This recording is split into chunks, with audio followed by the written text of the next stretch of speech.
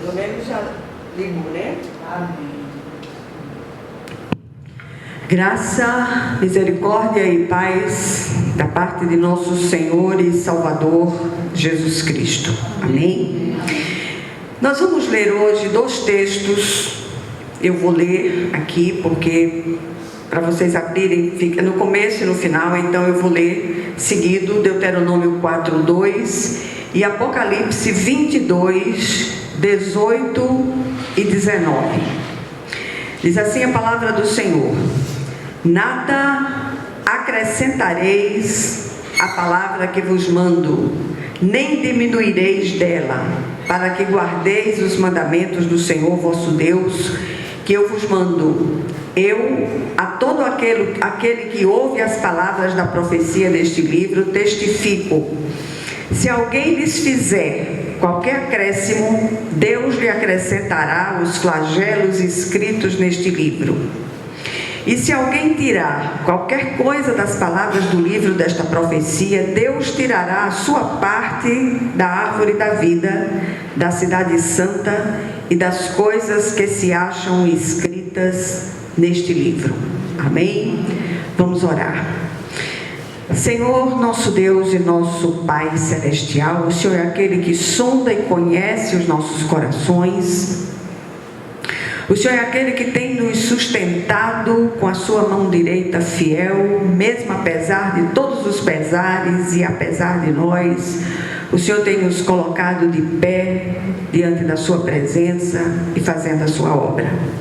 Que o Senhor venha falar conosco através da palavra de hoje, de um modo vivo, de um modo pessoal, com cada um de nós, com cada um daqueles que possam ouvir essa palavra, tanto presencialmente quanto através do vídeo. Fala conosco, Senhor, porque o teu povo ouve.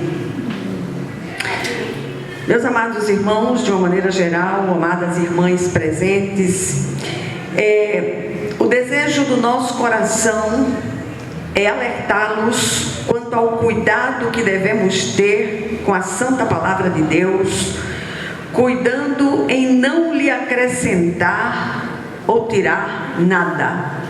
Hoje a gente está vivendo um tempo em que as pessoas, sem o menor constrangimento, acrescentam coisas à palavra de Deus, colocam palavras na boca de Deus que o Senhor nunca disse.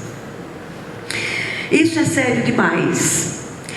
Tanto um texto quanto o outro trazem uma séria e severa advertência quanto a não se acrescentar nem retirar nada da palavra de Deus. A penalidade para essas práticas não é pequena e deveria nos fazer estremecer nas bases. O texto de Apocalipse é ainda mais drástico e preciso. Ali o Senhor diz: se alguém lhes fizer qualquer acréscimo, Deus lhe acrescentará os flagelos escritos neste livro. E se alguém tirar qualquer coisa das palavras do livro desta profecia, Deus tirará a sua parte da árvore da vida, da cidade santa e das coisas que se acham escritas neste livro. O Senhor, ele é taxativo aqui: não acrescente nem tire nada da palavra do Senhor. O que estamos vendo é obra do Espírito Santo ou fogo estranho aceso irresponsavelmente diante dos altares por aí afora. Então é preciso discernimento, é preciso que a gente busque o Senhor de todo o nosso coração, de toda a nossa alma, de todo o nosso entendimento. E aí eu queria trazer algumas reflexões oportunas sobre a advertência do Senhor. Em primeiro lugar, por que então tem sido tão banalizada a prática do acréscimo e da retirada de ordenanças de Deus da sua palavra? Só consigo enxergar uma resposta: tem faltado temor e tremor diante do nosso Deus. Em segundo lugar, o apóstolo Paulo, falando aos Gálatas, diz que se ele, ou mesmo anjo, trouxer evangelho que vá além do que ele tem pregado, que seja anátema, ou seja, maldito. Hoje os evangelhos malditos parecem proliferar com uma rapidez assombrosa para atrair adeptos e engordar contas bancárias de espertalhões que se fazem passar por líderes espirituais. Por que tem sido tão difícil disseminar o falso ensino? Aliás, por que tem sido tão fácil disseminar o falso ensino? Ao longo dos séculos, heresias têm nascido a partir da má interpretação da palavra, por ignorância ou má fé. Isso é sério demais. Se nós estivéssemos hoje falando aqui de prosperidade, falando aqui de receber dinheiro, de ganhar mais dinheiro, de ostentar, a igrejinha estaria lotada. Somos 6. E tem sido assim, regularmente, porque as pessoas têm buscado não o Cristo, mas aquilo que podem aproveitar do Cristo. Em terceiro lugar, é tempo de despertar do torpor ingênuo que tem feito com que muitos se deixem enganar com falsos ensinos, sobretudo no que diz respeito à obra do Espírito Santo. Tudo quanto é de munganga tem sido atribuída ao Espírito Santo de Deus, sem a menor cerimônia, sem o menor temor. Gritos, pinotes, quedas, isso, aquilo outro. Não foi o Espírito Santo, mentira sua. Isso é você que está querendo aparecer. Jesus, em certa ocasião, disse aos que o questionavam sobre a ressurreição dos mortos. Ele disse: errais, não conhecendo as Escrituras e o poder de Deus. Palavra e poder andam juntos. E este poder é transformador. Não é barulho, não é grito, é um poder que gera transformação real, genuína. É algo que age de dentro para fora como uma santa semente. Quantos embustes, quanta palhaçada dentro dos picadeiros eclesiásticos nos quais tem se transformado muitas ditas igrejas cristãs.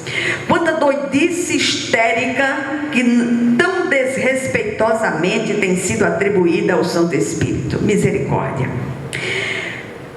Quanto fogo estranho oferecido diante do altar pelos obreiros da iniquidade. Cadê o temor de Deus?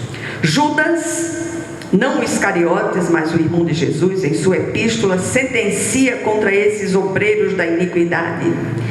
Esses homens são rochas submersas nas festas de fraternidade que vocês fazem, comendo com vocês de maneira desonrosa.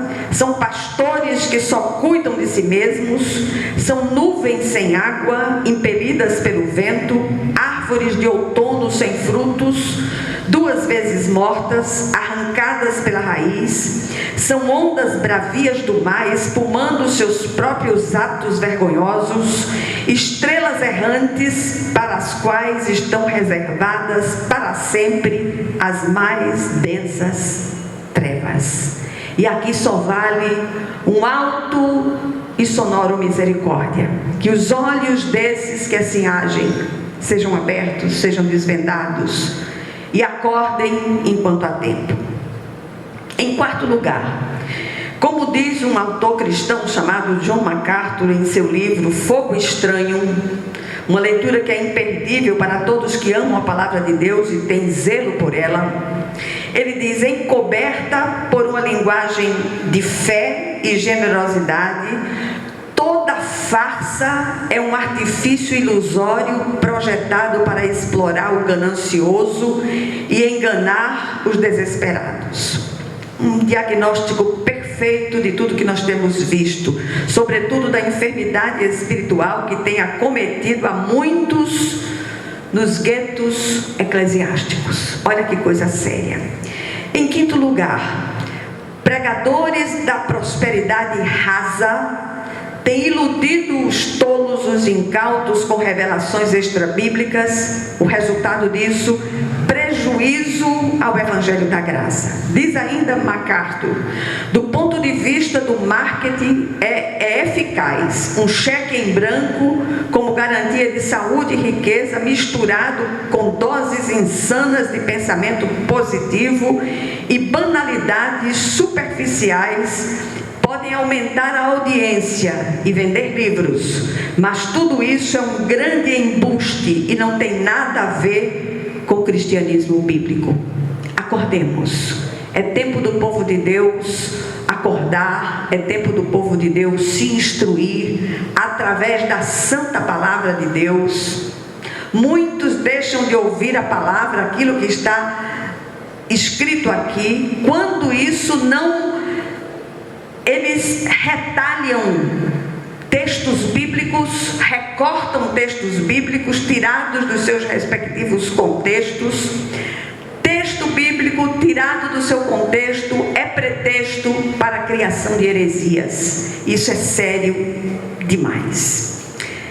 Em sexto lugar, é tempo de voltar ao verdadeiro Evangelho. Deus não é empregado de homens, não trabalha ao comando de senhas humanas para satisfazer desejos caprichosos e muito menos faz barganhas, pois Ele não precisa de nada. Ele cura se quiser, Ele concede bênçãos financeiras a quem quer, Ele faz o que lhe apraz, pois é Deus soberano.